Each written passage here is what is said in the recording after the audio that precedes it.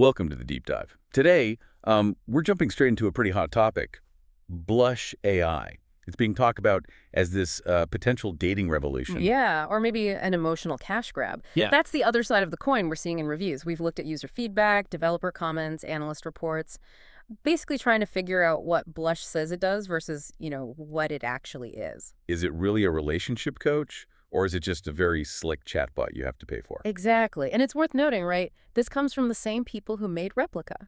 The friendship AI, which is interesting because moving from like general friendship to specific romantic skill building, that's a big shift. It absolutely is. Oh, Their wow. core claim for Blush is it's a safe space, totally judgment-free, where you can practice flirting, work on communication, figure out what you need in a relationship. Okay, so that's the pitch. How does it actually work? What do users do? Well, you match with these AI crushes. They look pretty lifelike, according to the App Store stuff. You go on virtual dates, chat, unlock pictures, relationship milestones, that kind of thing. And people like it. Initially, at least. Yeah, there's definitely positive feedback. Some users, especially maybe those who feel a bit anxious socially, say it genuinely helps. It's low stakes, right? Good for practicing starting conversations, maybe building a little confidence. Okay, so if it starts off feeling helpful, why do so many sources end up calling it more of a simulation instead of a real skill builder? Mm. What's the disconnect? I think it comes down to the AI itself, the tech limitations.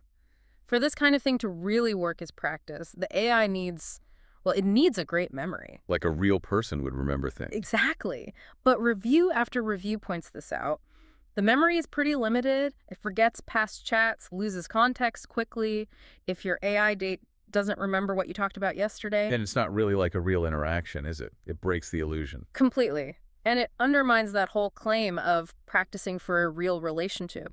If the AI can't recall details, it just can't mimic genuine connection or, building trust over time. So you're not really learning to deal with a person's complexities. Right. And the creators even seem to admit sometimes that they lean on scripted responses.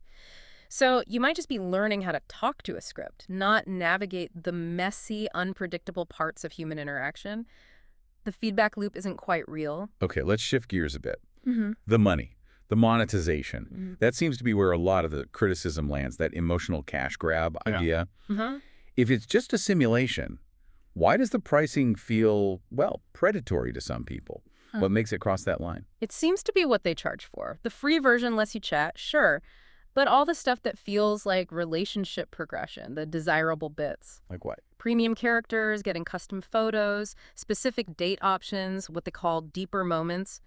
That's all behind a paywall. You often need to pay, either through subscription or smaller payments, to unlock them. You literally pay to make the relationship feel deeper or move forward. That's the critique, yeah. The system design kind of nudges you towards paying, not just for cool outfits for your avatar, but for achieving what feels like emotional milestones or intimacy within the simulation. Wow, okay.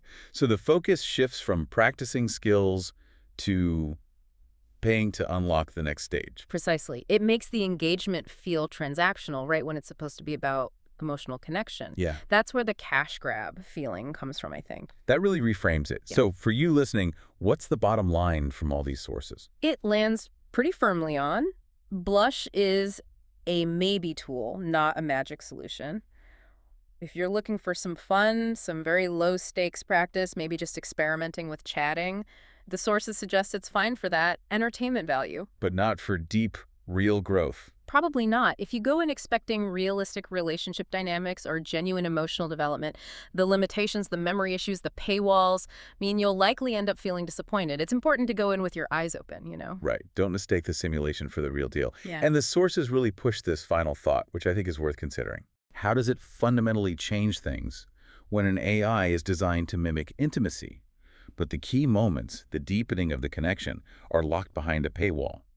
What does that do to our expectations of real relationships when simulated intimacy is achieved by pulling out a credit card, not through, actual effort, trust, or learning human complexity?